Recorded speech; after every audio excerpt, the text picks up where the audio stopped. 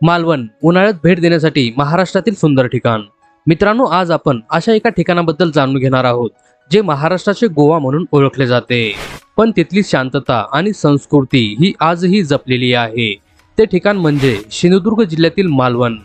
उन्हाळ्याच्या सुट्टीत कडक उन्हापासून सुटका मिळवण्यासाठी आणि समुद्राच्या लाटांवर स्वार होण्यासाठी मालवण हे सर्वोत्तम ठिकाण आहे। इथला समुद्री किनारा जितका सुंदर आहे तितकाच इथला इतिहास पराक्रमी आहे।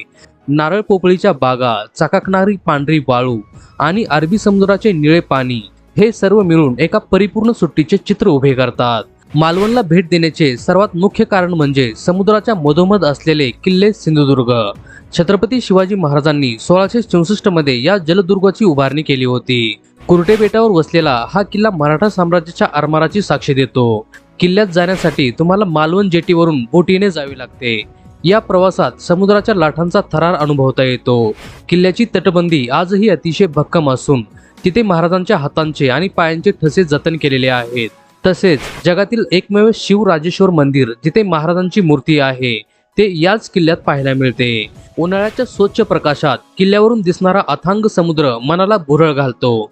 जर तुम्हाला पाण्याखालील दुनिया पाहायची असेल तर मालवण हे भारतातील एकमेव प्रमुख केंद्र आहे।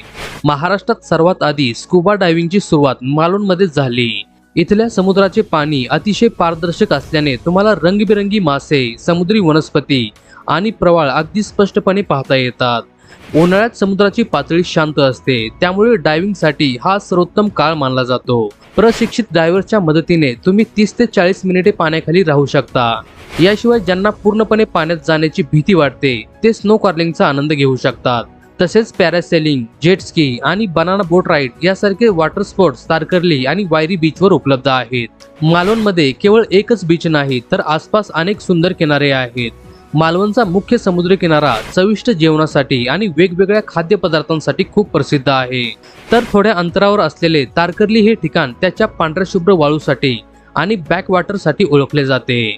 कर्ली नदी जिथे अरबी समुद्राला मिळते तो संगम पाहण्यासारखा असतो। इथे तुम्ही हाऊसबोट मध्ये राहण्याचा आनंद घेऊ शकता, जो अनुभव तुम्हाला केरळची आठवण करून देईल। तसेच देवबाग या गावी जाऊन तुम्ही डॉल्फिन सफारीचाही आनंद घेऊ शकता।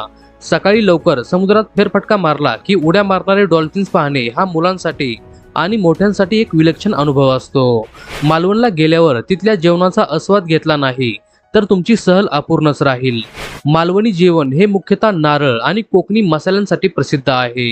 मांसाहारी लोकांसाठी ताजी मासळी जसे की पॉपलेट, सुरमई, भांगडा आणि मालवणी पद्धतीचे चिकन रस्सा ही मोठी मेजवानी असते। पण सर्वात खास असते ती म्हणजे सोलकढी। उन्हाळ्यात शरीराला थंडावा देणारी सोलकढी ही प्रत्येक जेवणाची शान असते।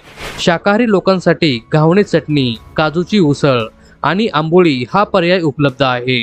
तसेच मालवणचा बाजार हा हापूस आंबा, काजू, कोकम सरबत आणि घरगुती बनलेलं पीठ व मसाल्यासाठी प्रसिद्ध आहे। मालवणला पोहोचणे आता खूप सोपे झाले आहे। जर तुम्ही ट्रेनने येणार असाल तर कुडाळ किंवा सिंधुदुर्ग हे जवळचे रेल्वे स्टेशन आहे। तिथून रिक्षा किंवा बसने तुम्ही मालवणला 30 ते 40 मिनिटात पोहोचू शकता। विमान प्रवासासाठी चिप्पी विमानतळ अगदी जवळ आहे। मालवणमध्ये राहण्यासाठी आलिशान हॉटेल्स पासून ते अस्सल कोकणी संस्कृतीचा अनुभव देणारे होमस्टे पर्याय उपलब्ध आहेत। कोकणी लोकांची आदरातिथ्य तुमचे मन नक्कीच जिंकेल। तर मित्रांनो, या उन्हाळ्यात तुम्हाला निसर्ग, इतिहास आणि रोमांच यांचा मेळ हवा असेल तर बॅग भरा आणि मालवणला नक्की भेट द्या। हे ठिकाण तुम्हाला केवळ फिरण्याचा आनंद देत नाही तर कोकणच्या साध्या आणि सुंदर आयुष्याची ओळख करून देते।